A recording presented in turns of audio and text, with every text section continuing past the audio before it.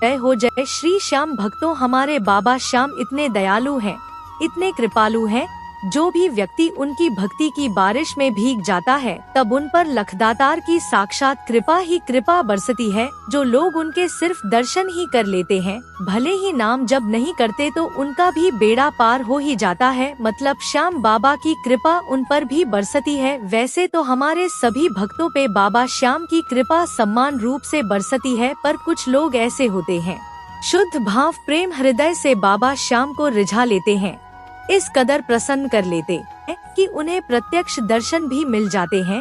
जो बाबा श्याम के प्यार में पागल होता है, जो हर पल बाबा श्याम का नाम जाप करता रहता है, बाबा को मजबूर होकर आना पड़ता है अपने प्यारे भक्तों से मिलने। तो आज इस वीडियो में एक भगत का अनुभव सुनाती हूँ कि कैसे उन्हें बाबा श्याम की विशेष कृपा प्राप्त हुई है। यह कहानी आपको अटूट परिणाम भी देती है कि जब अपने भी साथ छोड़ देते हैं, जब दुनिया का हर दरवाजा बंद हो जाता है, तभी बाबा श्याम का दरवाजा खुलता है।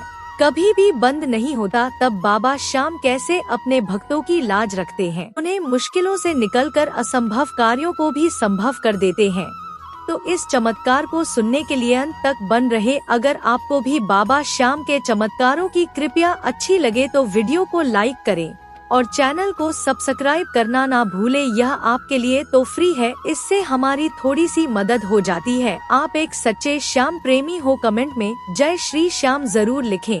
आज की यह कहानी है कैलाश जी की। कैलाश जी जो कि एक मिडिल क्लास की फैमिली से बिलोंग करते थे। उनकी उम्र 25 साल की है। उनकी 2 बहनें और माता पिता है। माता पिता छोटी नौकरी करते थे। बेटियों की शादी की चिंता पिता के चेहरे पर हर वक्त झलकती थी। दोनों माता पिता यही सोचते थे कि दोनों बेटियों की शादी कैसे करें।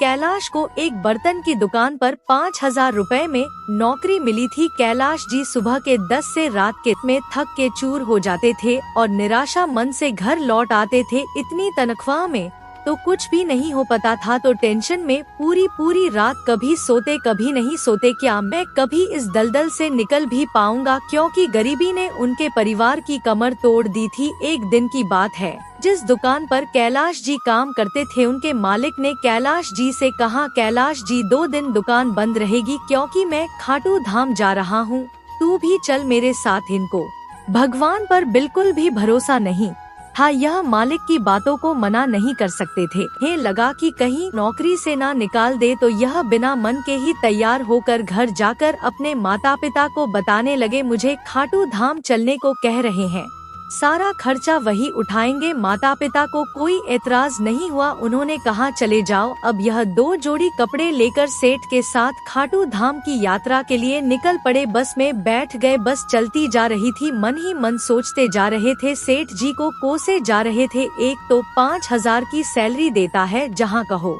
वही साथ चलने को कहता है। सेठ जी को कोसते कोसते पहुँच गए खाटू धाम। खाटू धाम पहुँचकर देखते हैं वहाँ चारों ओर भक्तों की भीड़ और एक मंदिर। हवा में एक अलग ही खुशबू थी। हर तरफ जय श्री श्याम की गूंज आ रही थी। वह बताते हैं कि मेरे सेठ के चेहरे पर एक अलग ही खुशी थी। मैं उनके चेहरे को बार बार देखा चला जा रहा था। उस समय मुझे यह सब अंधविश्वास लग रहा था। वहाँ का शोर, वहाँ की भीड़ थोड़ी अजीब लग रही थी। तब मेरे सेठ ने कहा, बेटा कैलाश, यह हारे का सहारा है, यह बाबा श्याम का दरबार है, यहाँ से कुछ भी मांग लो सब मिलता है, वह बिगड़ी बनाने वाला है। तब कैलाश जी कहते हैं, क्या मांग लूं, क्या ही देंगे वह, क्या 5,000 वाली नौकरी को 50,000 की कर देंगे, क्या तमाशा लगा रखा है। यह बिना मन के प्रसाद लेते हैं और बाबा श्याम को प्रसाद चढ़ाकर दर्शन करते हैं।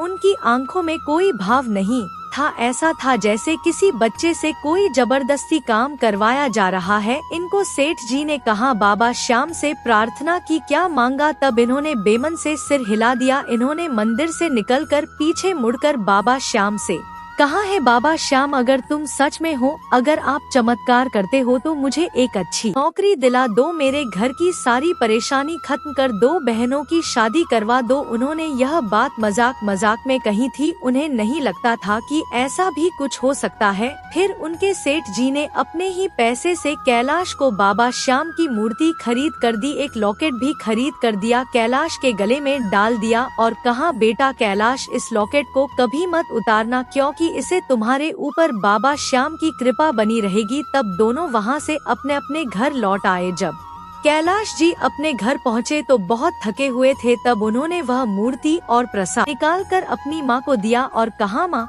यह प्रसाद सभी लोगों को खिलाओ और मूर्ति को मंदिर में सजा लो। उनकी माँ ने पूछा, कैसा है मंदिर, वहाँ क्या क्या देखा तुमने? तब कैलाश जी ने कहा, मंदिर तो बहुत बड़ा है, भीड़ भी बहुत थी, लेकिन मुझे बिल्कुल भी विश्वास नहीं है। सेठ जी ने जो कहा ऐसा तो कुछ हो नहीं सकता है। कैलाश जी की माँ ने कहा, नहीं बेटा, ऐसा नहीं कहते, भगवान की माया को कोई नहीं जानता, वह कब क्या कर देंगे किसी को कुछ भी नहीं पता चल हुई। वह अपने रोजमर्रा के काम में फिर से व्यस्त हो गए। लेकिन उनकी माँ रोजाना बाबा श्याम को दीपक जलाती, रोज भोग लगाती और उनकी पूजा पाठ करती और बाबा श्याम से कहती है, बाबा श्याम मेरे बच्चे को कामयाबी दिलाओ। एक दिन कैलाश जी के सेठ वहीं दुकान पर बैठे काम कर रहे थे। वहीं पर उनके दोस्त आए, बहुत बड़े आदमी थे। उन्होंने बातों बातों में कैलाश के सेठ को बताया, मुंबई में जो होटल खोला है उसके लिए मैनेजर की तलाश में हूँ। उन्होंने कोई अच्छा ईमानदार मैनेजर नहीं पा रहा है। जो भी मिला है वह पैसे खाकर भाग जाता है। जो कोई भी मैनेजर की पोस्ट पर आता है चोरी करके भाग गया, कोई पैसा लेकर भाग गया। तब वह बहुत परेशान थे। तब सेठ जी के मन में ख्याल आया कि हमारा कैलाश भी तो बहुत पढ़ा लिखा है, उसने अच्छी पढ़ाई की है, उसे हिसाब किताब का अच्छा ज्ञान है और वह समझदार भी है और वह 1 साल से मेरी दुकान पर काम भी कर रहा है, बहुत ही ईमानदार लड़का है। कैलाश जी के सेठ ने अपने दोस्त को बताया, उसके घर की हालत ठीक नहीं थी, इसलिए वह मेरी दुकान पर काम करने आया है, वह इस नौकरी के लायक है। उन्होंने अपने दोस्त से कैलाश की बहुत बड़ाई की। तब उनके सेठ ने कैलाश को बुलाया, उनसे मिलवाया, बहुत सारी बातें की। तब उन्होंने उससे पूछताछ भी की। तब उन्होंने अपने होटल में मैनेजर की सीट के लिए कैलाश को चुना। कैलाश ने कहा, सेठ जी, अगर मैं वहाँ चला गया तो यहाँ आपकी दुकान पर काम कौन करेगा? आप अकेले कैसे कर पाओगे? कैलाश के सेठ बहुत ही नेक व्यक्ति थे। उन्होंने कहा, तू यहाँ की चिंता मत कर और मिल जाएगा, तू तो बहुत पढ़ा लिखा है और समझदार है, एकदम परफेक्ट है, तू इस नौकरी के लायक है। तब सेठ ने कैलाश से कहा, बेटा, तुझे मैं अपने बेटे की तरह मानता हूँ,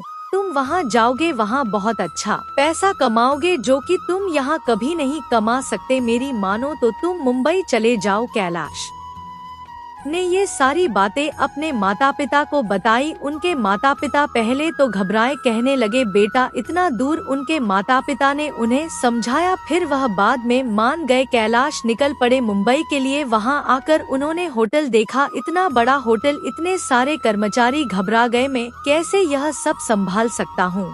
तब वह बहुत ज्यादा घबरा गए थे। फिर भी उन्होंने जैसे तैसे अपना काम संभालना शुरू किया। पहले तो कुछ दिन उन्हें समझ नहीं आया, क्योंकि अचानक से उनके ऊपर इतनी बड़ी जिम्मेदारी जो पड़ गई थी। आज तक उन्होंने यह काम किया नहीं था, लेकिन धीरे धीरे करके सब कुछ समझ में आ गया, क्या काम करना है, कैसे करना है, ग्राहकों से कैसे बातचीत करनी है, कर्मचारियों की हर चीज समझना, हर चीज का हिसाब किताब रखना, हर तरफ देखभाल करना। यह सब देखकर सेठ जी कैलाश से बहुत खुश हुए और उनकी तनख्वाह उन्होंने 50,000 कर दी। जब उनके हाथों में उनकी पहली तनख्वाह 50,000 आई, तब उनको वह पल याद आ गया जब उन्होंने खाटू धाम में यह बात कही थी, क्या बाबा श्याम 5000 की जगह 50,000 कर देंगे। तब उन्होंने अपनी तनख्वाह अपने माता पिता के अकाउंट में भेजा और फोन करके कहा, माँ, बाबा श्याम को इन ही पैसों से प्रसाद चढ़ाना और उनसे मेरी भूल की माफी मांगना। तब 3 साल काम करने के बाद कैलाश ने अपनी बहनों की शादी की और मुंबई में अपना एक फ्लैट भी खरीद लिया। अब इस बदली हुई किस्मत को देखकर कैलाश जी को सब कुछ समझ में आ गया है। होना हो बाबा श्याम का ही आशीर्वाद है, उनकी ही कृपा से यह सब हुआ है। फिर से कैलाश जी मंदिर गए और बाबा श्याम के दर्शन किए और अपनी गलतियों की माफी मांगी। आज वह एक बहुत बड़े होटल के मैनेजर हैं।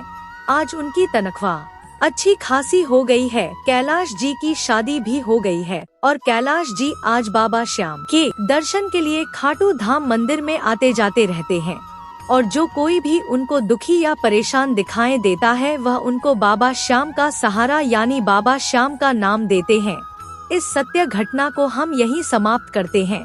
अगर आपको यह सत्य घटना पर थोड़ा सा भी विश्वास है तो कमेंट में अपनी राय जरूर लिखें।